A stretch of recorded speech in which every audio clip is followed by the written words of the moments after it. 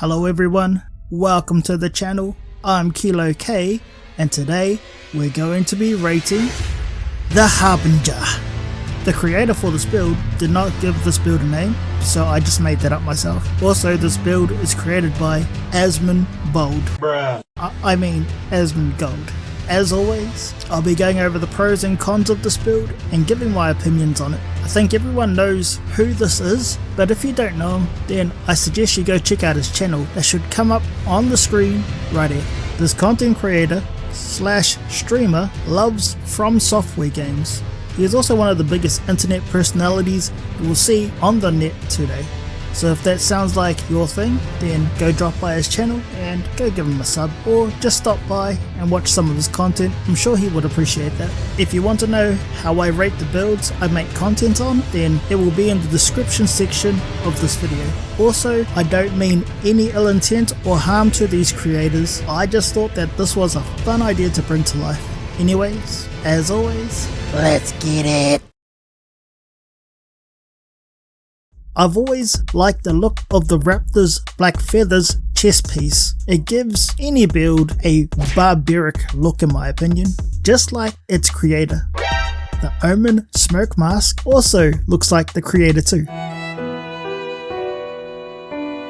On a serious note, the mask looks like it was created from a serial killer movie, or it gives that vibe anyways. The lore behind the Omen killer is crazy as well. You should look into it if you get the chance to. For the gauntlets and greaves, well, even though Asmon changed these particular two pieces a lot in his playthrough, we've gone with the Knights Cavalry gauntlets and greaves, because he does use them in the endgame is all. All in all, I think this build, looks-wise, has a stone cold killer look with a chilling aura to it. The weapons this build has are the Golden Halberd +10, and you get this from defeating the Tree Sentinel in Limgrave, right by the first step side of Grace. And in this build's offhand, it is carrying the Gargoyle's Halberd +24, and you will get this weapon by defeating the statue-looking gargoyle near the West Capital Rampart side of Grace, in the capital city of Lindau. I personally think this build looks badass, and for that I'm going to give this a 7.5 out of 10. Anyways, on to the next one. Let's get it. The starting class for this build is the Vagabond. This is also a strength build. The Ash of War on this build is Golden Vow. The talismans for this build are the Claw Talisman, either Radagon's Saw Seal if in the early game, but swap it out to Erdtree's Favor +2 when you're in the late game. The next one is Star Scourge's Heirloom, and the last one is Great Jar's Arsenal. There is no spells, seals, incantations or physic to this build. The level for this build comes to 160 and all the stats will show up on the screen right here. Anyways, that's enough of that, and as always, let's get into the content.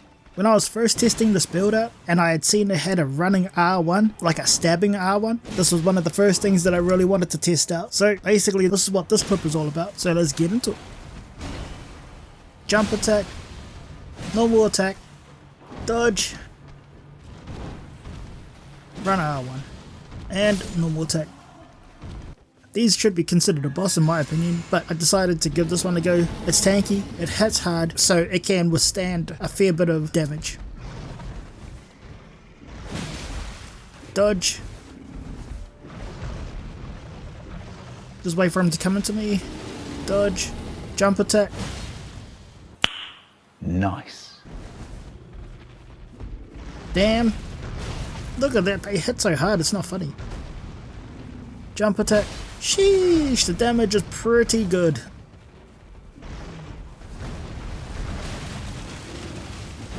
I actually thought I was going to die there. I thought this would be a pretty good test, mainly to test out the running R1, because it's kind of like an area of effect, but in a melee form if you understand what I mean. But yeah, anyways. Running R1. Come on, you big oaf, I'm waiting for you to attack me. There we go, some Golden Vow. Jump attack. Jump R2. He just needs one more hit, basically. Come on. We got this. We got this.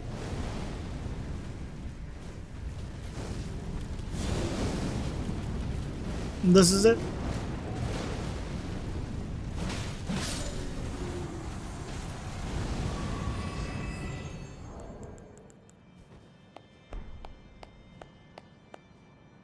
For this one, I wanted to test out who was stronger. Strength build for strength build. Bonk for bonk.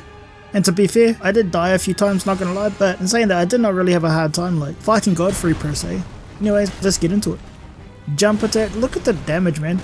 It's such a good move on this. Mind you, we do have Raptor's black feathers on and the claw talisman, so this build is kind of designed for jump attacks. Dodge. Oh damn, got hit. Dodge. L1. Gotta get out of there. Heal. Jump attack. And second phase. Let's go! Roll into him. Jump attack.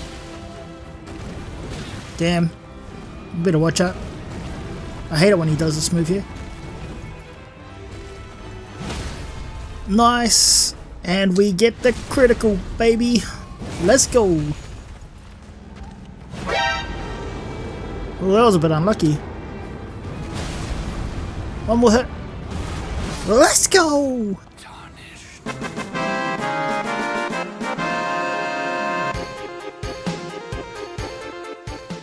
So I'm going to start off by saying this build is surprisingly a really good build. One of the biggest highlights of this build has to be the range. The range is so good that you can almost abuse it with the proper spacing. R1, running R1, power stancing, running L1, and jump L1 will be your go-to attacks on this build for PvE. Roll L1 and jump R1 are great for PvE as well. But who needs that when all you need to do is jump L1?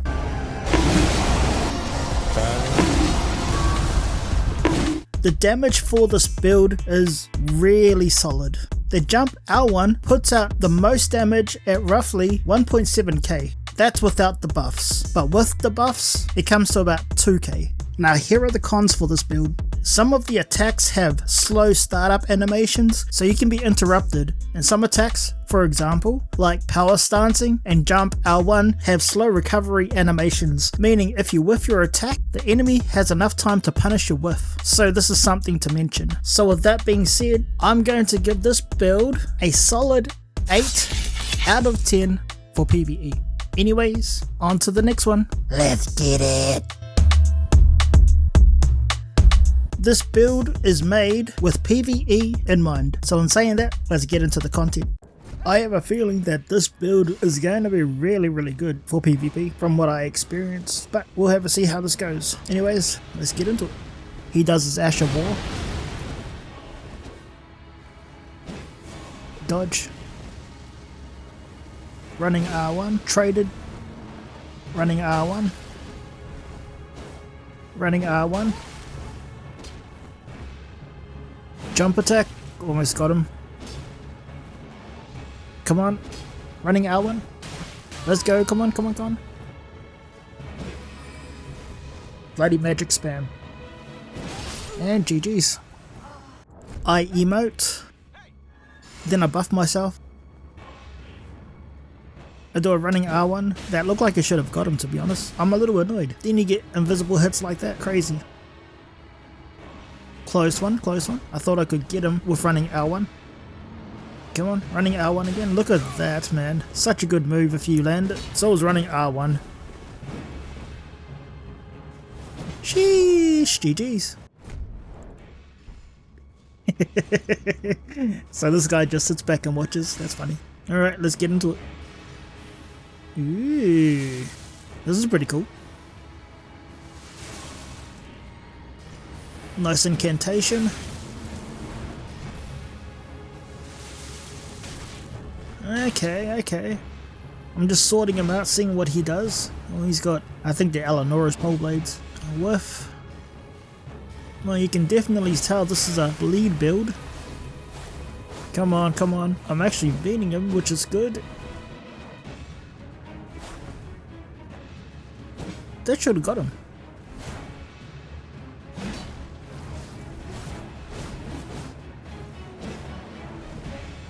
Come on, we got this, we got this. And GG's.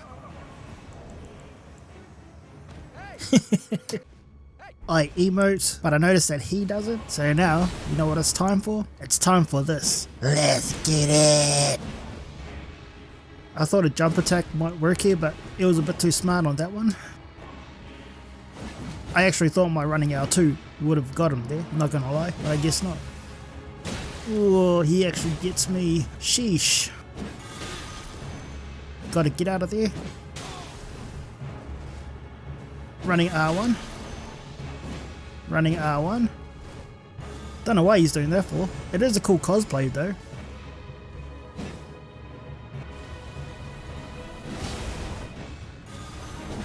Ooh, traded.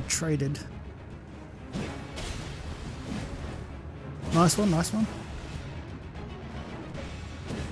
And that's for not emoting. GG's. I emote again.